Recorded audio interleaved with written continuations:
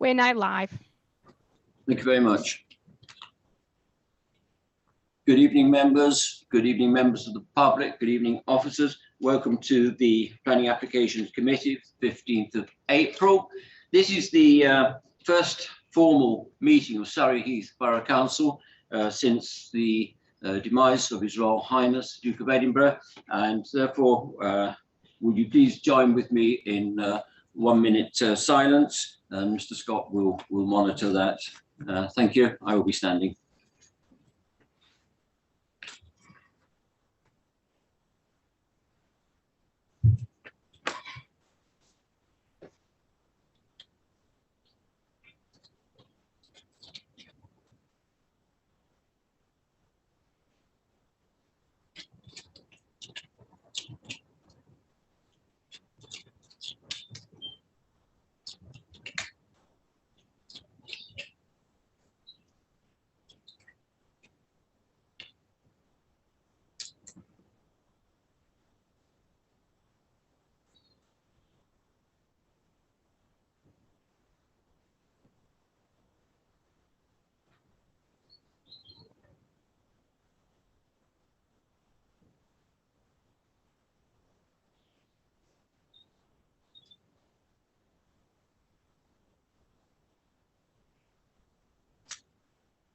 Thank you, members. Thank you, everybody.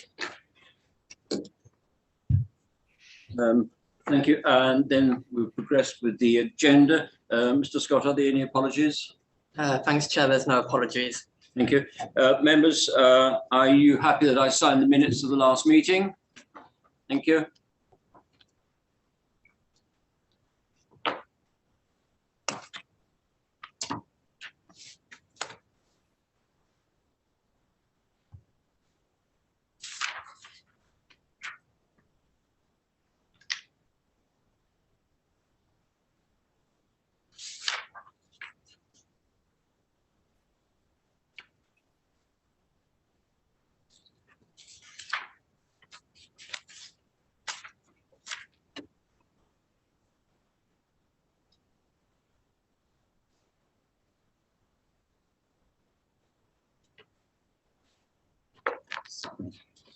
Thank you very much. On to, declarations we will deal with on each item, which takes us through to the first item on page 9 of the agenda, Runnymede Motor Company, London Road, Windlesham. Members, are there any declarations in respect to this item? Can't see any. Therefore, Mr. Riccio, please. Thank you.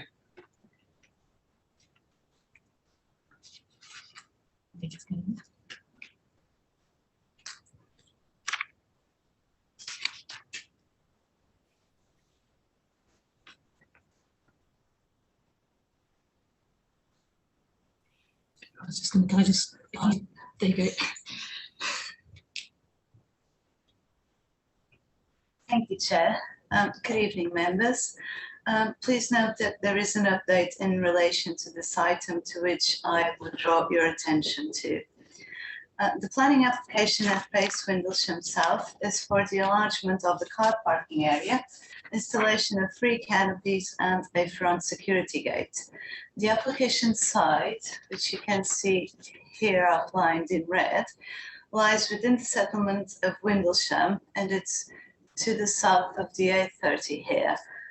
The access to the application site is through a petrol station that is here. Currently, the application site is occupied by a commercial car sales business. The site is laid to hard standing and contains 1 single-storey outbuilding that you can see here on the photo on the left-hand side. The photo on the right-hand side shows where the security gates would be located, which is here, and the canopies would be placed in this area here to the rear, adjacent to the common boundary with Cedar Cottage, which you can see there in the background. The photo on the left-hand side shows the area that would be extended to accommodate 10 additional parking spaces.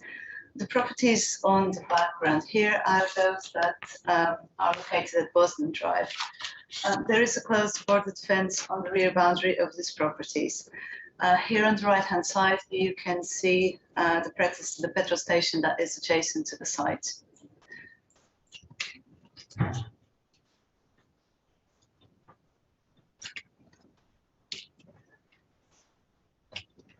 Sorry. Here you can see the existing and the proposed block plans. The additional parking spaces would be located in the area near the common boundary with the properties of Bosnan Drive, and the canopies would be here at the rear of the application site. The security gate would be there. Here you can see the elevations of the proposed gate and the canopies. The canopies would be in steel and colored fabric to reflect the company colors. As explained in the officer's report, the canopies would be needed to protect the cars from debris from the trees.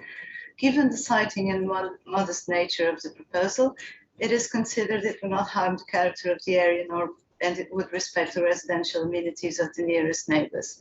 County Highways has raised no objection to the proposal. The proposal would support a local business and it is recommended for approval, subject to the planning conditions listed in the committee papers and update. Thank you. Thank you very much indeed. Councillor White, you called this item in to the committee. Can you please, or would you please advise why you had called it in? Thank you. Right. I actually called this application in. It seems such a long time ago now, due to the concern raised by many of the residents living to the rear of the site. They feel that Runnymede Motors, the applicant, are being inconsiderate to the needs of their long-time neighbours. A lot of the people have lived there and there's always been a garage there, but whilst there's a right to privacy and overlooking and possible light pollution are not listed as material planning objections, residents feel that the applicant could have liaised with them before actually cutting down the trees and the hedges that shielded them from the garage and the businesses contained on the site. The trees and the hedges gave the privacy and the screening acceptable to living in a semi-rural area with a petrol garage and car sales business at the bottom of your garden. The trees were quite substantial and the hedges, you couldn't really see through to the site before they were cut down. In this day and age, no one wants to suppress any business going forward, and the residents have said that themselves. But I do agree with them that if you run a business next to a residential properties, your first thought should be to the well-being of your neighbours, one would hope. This has obviously been ignored in this instance, with so many households being affected by the changes proposed by this application. If it is approved, I hope it can be conditioned that some more trees and hedging can be reinstated on the borders with the adjoining properties to give the residents the screening they've always benefited from in the past.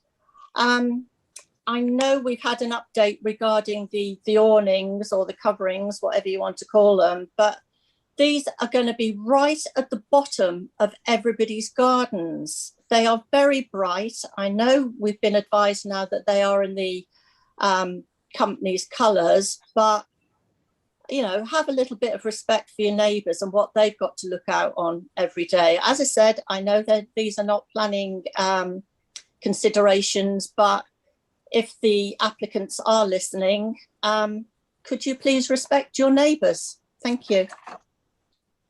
Thank you, Councillor White. Councillor Wheeler. Thank you, Chair. It does very clearly say in the planning officer's report that a whole strip of vegetation would have to be removed in order to accommodate the extended car parking area.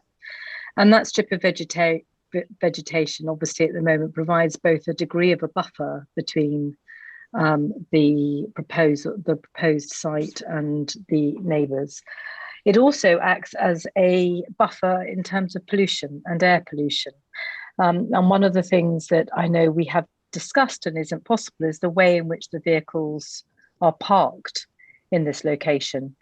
So the fact that those exhaust fumes and the exhaust will be facing the properties, which now have less of a buffer between them and those canopies, I've got, I think, reasonable concerns on behalf of the residents for.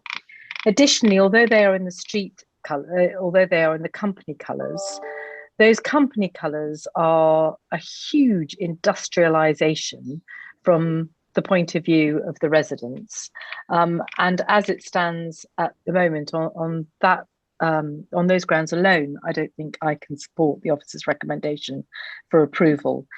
We had informally discussed whether or not the applicants could be persuaded to make those and to keep them in a green roofed canopy, so that from the neighbours' point of view, when they looked out, rather than seeing brightly coloured awnings, they would actually see a green canopy over the cars, which could actually have been said to improve their view from their properties had the applicant wished to take that path. In addition to that, the update in terms of the new condition that no external lighting shall be installed on the site without the details first having been approved in writing by the local planning authority, I'm afraid, in my opinion, doesn't go anywhere near far enough, because as we are fully aware from a number of applications that have gone this way via that type of condition, all that happens is at a later date, the applicant comes forward with a lighting plan, which is deemed to be some form of non-material amendment, and it's accepted. So I think we have to view this application as a lit, commercial, canopied area, potentially, that could also be used for any other use as well. So I'm afraid if we are minded to approve it, I think that the condition should say no external lighting shall be installed on the site, full stop, and it should stop there. And as I said, I certainly feel that we should say that in order to protect residential immunity, the top of those canopies, by all means, not the sides, they can be in PACE's corporate colours, but the top of those canopies should be green, at least to give an impression to the residents that is there. Thank you very much, Chair. Thank you, Councillor Wheeler. Do you want to come in, either of those? Can I just come in respect of the condition? Irrespective of whether or not you moved the bit without the details having first been submitted to and agreed in writing by the local planning authority, and you just say no external lighting shall be installed on site, irrespective, they've still got to go through an application process. So I understand why you want to do that, but actually their right to put in lighting would still remain anyway via the application route. If I may come back, Chair, then maybe what we should say is that no external lighting shall be installed on the site in order to protect residential amenity, full stop. Well, you've got the reason there anyway in terms of the residential amenities, so that's already covered. I don't have a major issue about taking out that bit, but obviously the point is that it's standard practice to impose a condition to control this. And that's what we would normally do anyway. So it doesn't make much odds removing that wording or not removing that wording. They've still got to go through an application route irrespective. Thank you. Councillor Alloway. Thank you, Chair. Yeah, I think I could not object to this application if, as Councillor White has made very good points about protecting residential amenities. So if it could be conditioned that the screening is replaced, that the canopies are dark green, and perhaps vehicle movements are not outside normal working hours.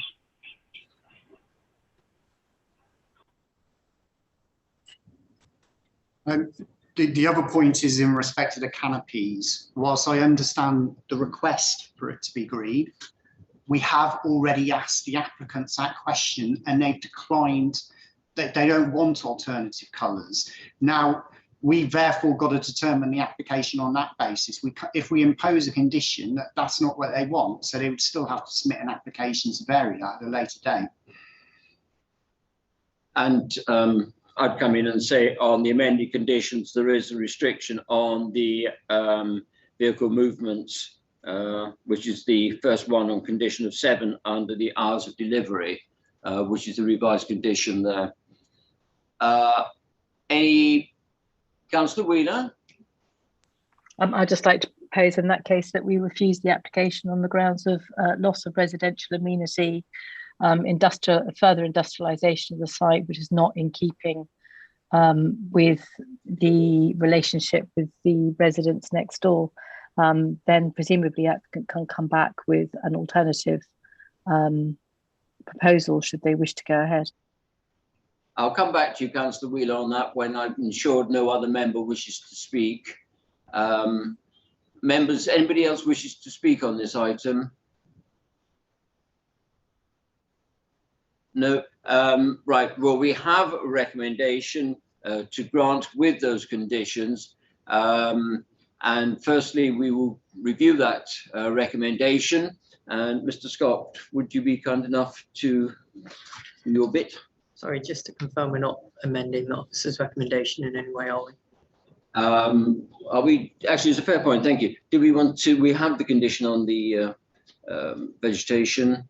I didn't get any confirmation that the condition relating to external lighting was going to be amended. Perhaps we can just ask that question first. Should we actually do the vegetation first and the screening? Our members, are you right on the screening there? Bear in mind, there's no space for it. Yeah, that's, yeah. There's no space for the vegetation. Yeah. Yeah. Just in relation to the screening condition, there is no space to provide additional screening because the screening that was on site and may or may not have been removed, that would need to be removed to accommodate new parking spaces. So there would be virtually no space left to provide any additional planting. To say that screening that was on site, that wasn't protected. So should the applicant wish to remove it nonetheless, they would be within their own rights of doing so. So can I then come back to that? So if we wanted to have screening there, we can't amend the application. We would need the committee, if they were so minded, would have to refuse the application in that, is that correct? Well, look, you can impose a screening condition, but the reality is there is limited space for that. So you've got to consider it that the fact that they cannot have any screening there, whether or not they would come in with another solution, such as a higher fence or something, well, that's still for consideration, but that's not before us tonight. So I think that all you can consider is that there isn't space for screening. So a condition would be superfluous because there's no way it would achieve anything. Yeah, but my point is that if committee was minded to require screening, I'll come back to you, Councillor White. If they're minded to have or concerned at the loss of screening, we would have to refuse the application. Correct. Yeah. So that's one point. We'll come back on to that. And then the second point was the vehicle, so it was the lighting, the external lighting. And so I'll come back to you, Councillor White, first, and then we can progress on that. We're saying that there isn't the space for the screening. There was the space for the screening. The screening was there. They were large trees and hedges, and the residents could not see through to the garage. So the space was there. For the need to park a few extra cars, we've got to go against residents' amenities. I think obviously you still have to consider there's a close boarded fence along that boundary which does screen the cars. So it's that judgment which clearly you need to make in that assessment. What about the external lighting?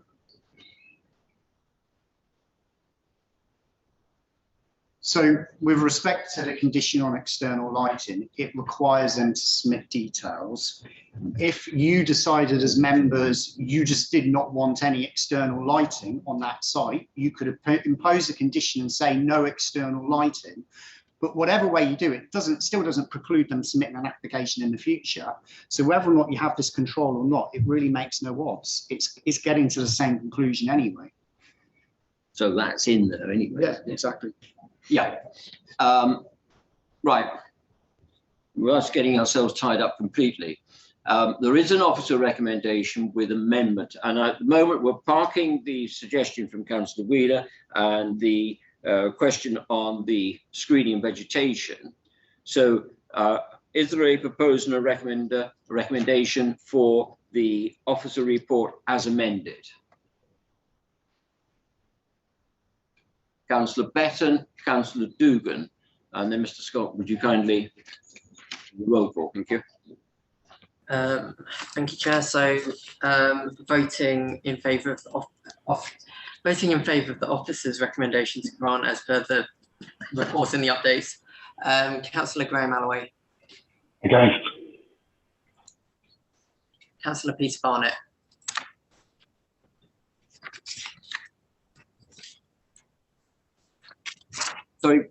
Sorry, Councillor Barnett, I wasn't watching. Can you do that again, please? I read that as in favour, Councillor Barnett. Is that correct? Thank you. Councillor Cliff Betton. In favour. Councillor Colin Dugan. For. Councillor Sean Garrett. For. Councillor Edward Hawkins. For. Councillor David Lewis. For. Councillor Charlotte Morley. For. Councillor Robin Perry. In favour. Councillor Darryl Rataram. For. Councillor Morgan Rise. For. Councillor Graham Tapper. In favour. Councillor Victoria Wheeler. Against. Councillor Helen Whitcroft. Sorry, in favour. Councillor Valerie White. Against.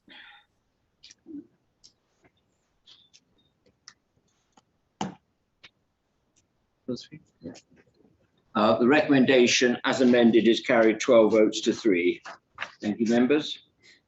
We now go on to item 2 on page 25, 2 Chertsey Road, Windlesham.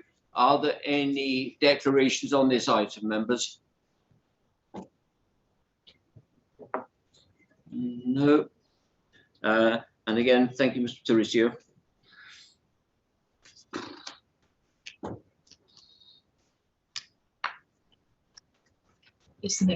Go back to the camera, please. Thank you, Chair. The planning application at 2 Chertsey Road aims to extend the existing building and to update the site front. The application site, which you can see here outlined in red, lies within the settlement of Windlesham and is part of the Updown Hill Conservation Area. The site comprises a 2-storey end of terrace property with a parking area to the rear, which is accessed off Updown Hill. The photograph on the left-hand side shows the application building as seen on the street scene of Chertsey Road. The property is part of a row of terraces considered as a building of interest by the Conservation Area appraisal and comprises retail accommodation at ground floor with residential accommodation above. The building is characterized by its hipped roof, red bricks, and window decoration. The photograph on the right-hand side shows the rear parking area and this brick gable that you can see there in the distance, that's the rear of the application site. The proposal to extend the building would comprise a hip to gable here and a flat roof dormer that's here, both of which would be needed to facilitate a loft conversion to habitable accommodation. Then there would be a balcony here, and this is a single-story side and rear extension. The proposal would also comprise one additional parking space to serve the property in the existing parking area. These are the existing elevations. And these are the proposed elevations where you can see the hip to gable, dormer, the balcony, and the extension. For completeness, these are the existing floor plans and the proposed floor plans.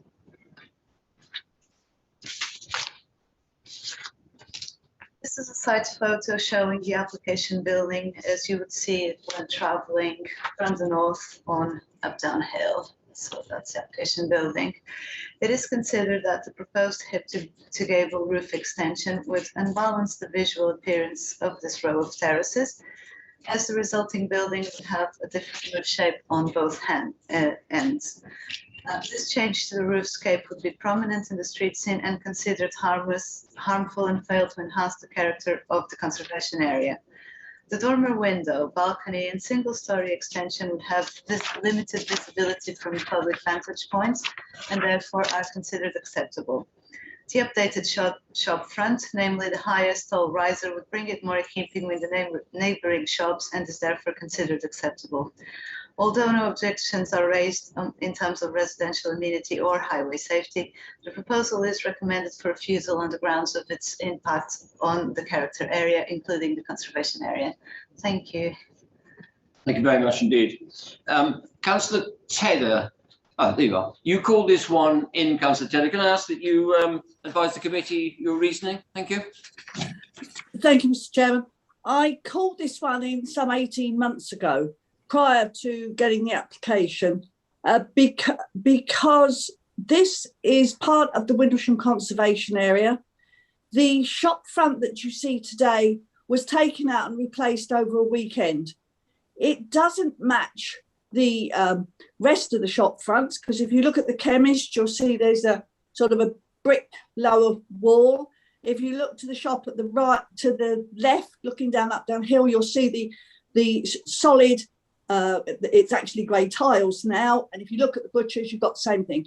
It's part of the conservation area, and it's known as a strategic view in Surrey Heath's book.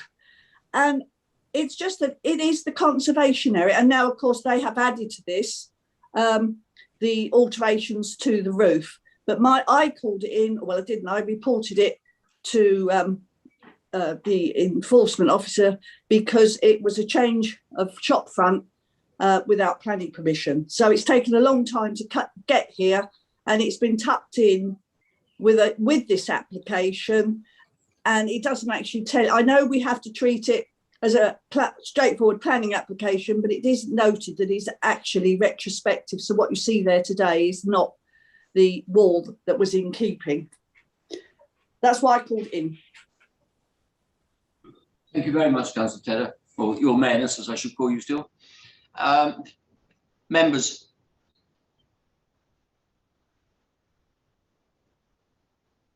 No? Right, members, we have an officer recommendation. Is there, oh, sorry, Councillor Councillor Chapper.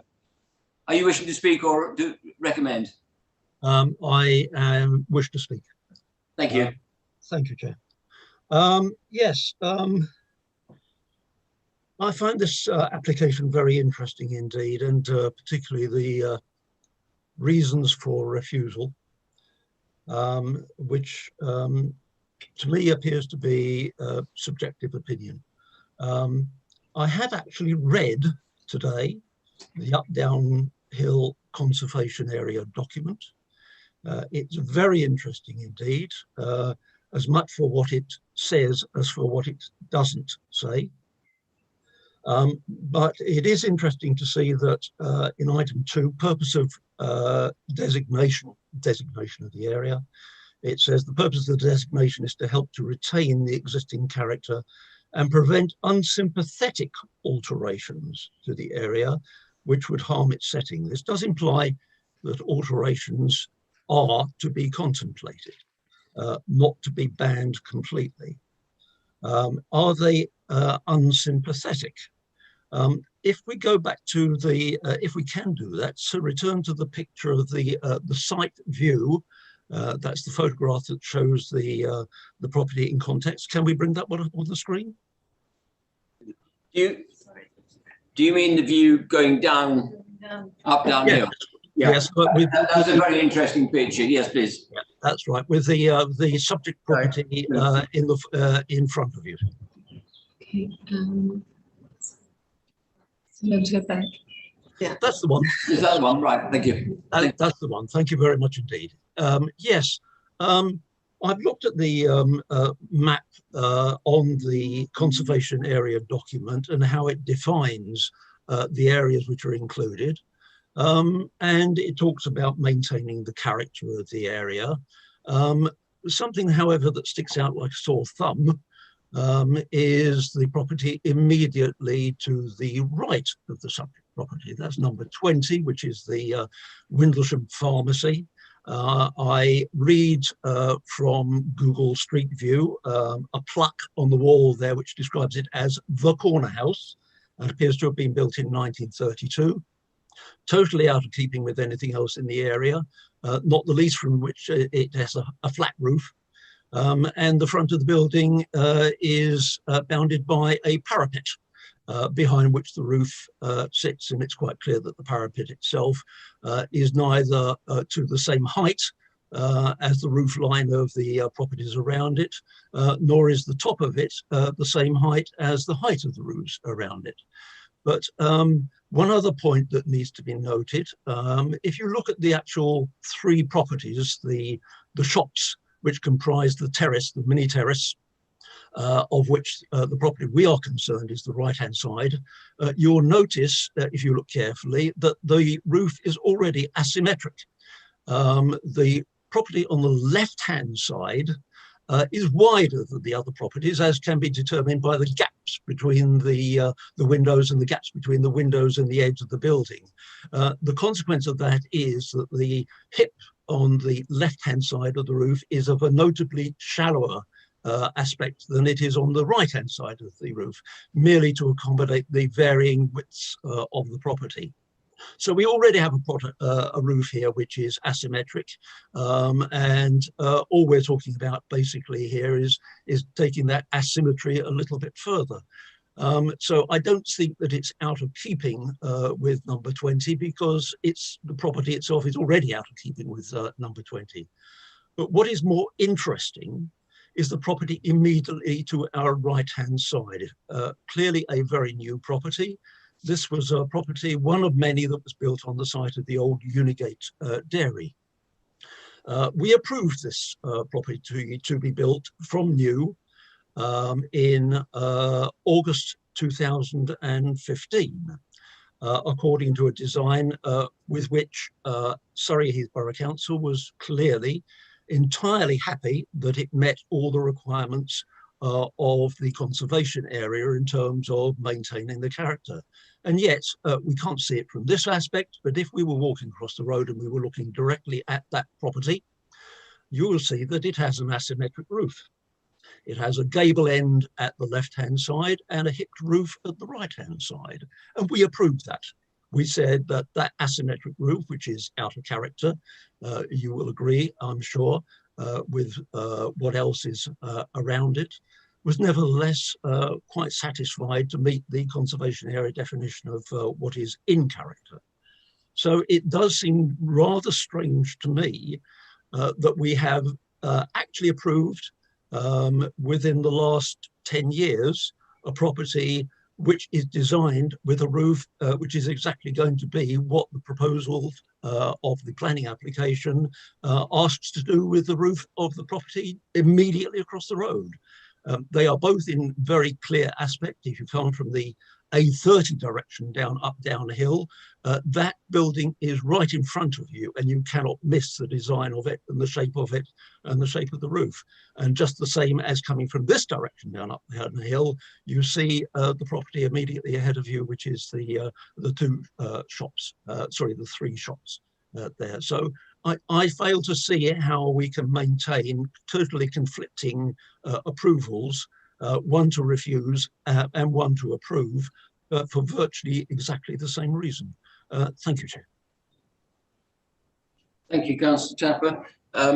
If I remember rightly, and I'm sure, I'm just looking at the committee, Councillor White, Councillor Dugan, Councillor Wheeler, Councillor Tedder will remember, I'm not sure about Councillor Morley, will remember that the dairy site was subject to extensive debate when that was granted. I think it was one of our more detailed debates on that, and I think it was granted on balance. I have a feeling, I'm trying to remember back, but no doubt those members may wish to correct me or possibly not.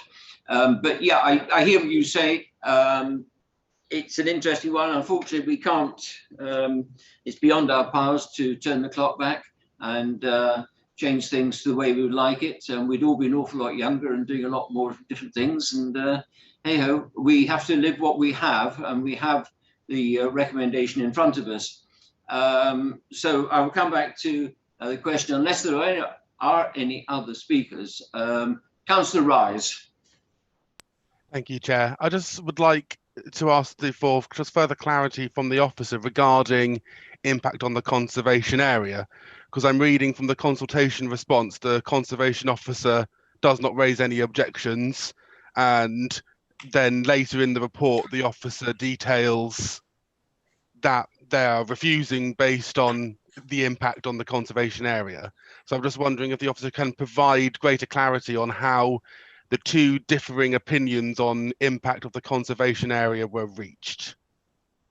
I was hoping nobody was going to pick that one up. Councillor Wheeler. Thank you, Chair, for letting me speak. I have to say that I have criticised this particular conservation areas, conservation expert in quotes, reading before, when they approved and saw nothing wrong with the application that was before us a few months ago at 104 High Street, Jopham, when I think we all agreed and we voted accordingly that actually it wouldn't have enhanced the conservation area, but they had no reason. I've no idea whether or not they've actually visited the area or whether they're doing a paper exercise. But I do wonder why, as a council, we continue to use this particular consultant. Right, thank you. I'll come back to Councillor Rice's question. Thank you, Councillor.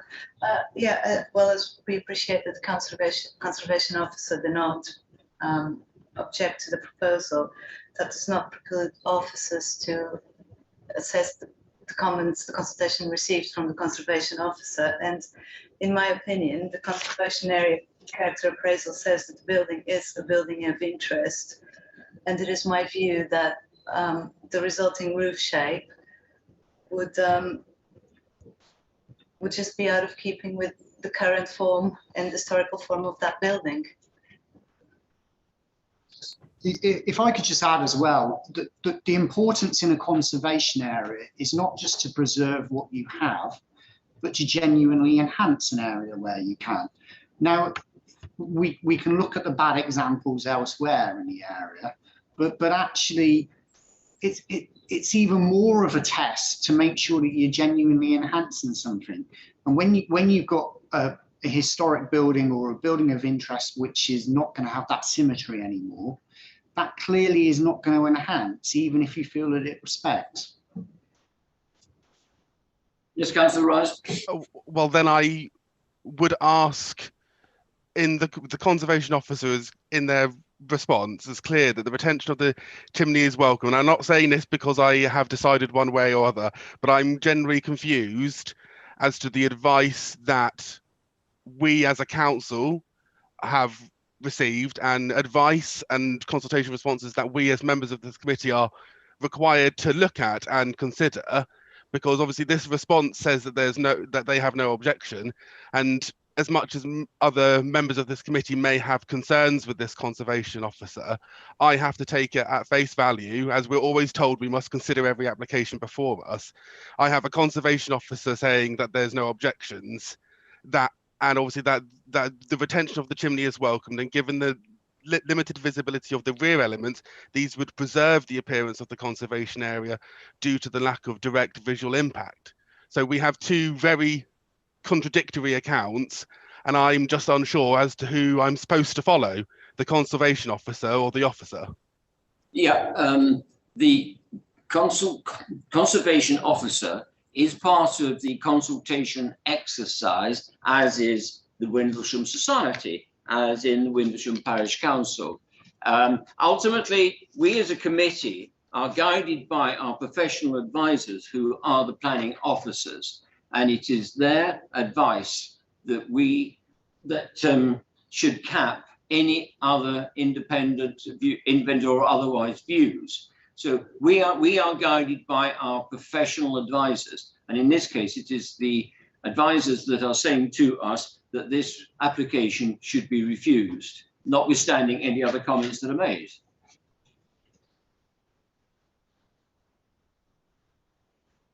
Yes, Councillor Tapper. Yes, thank you, Chair.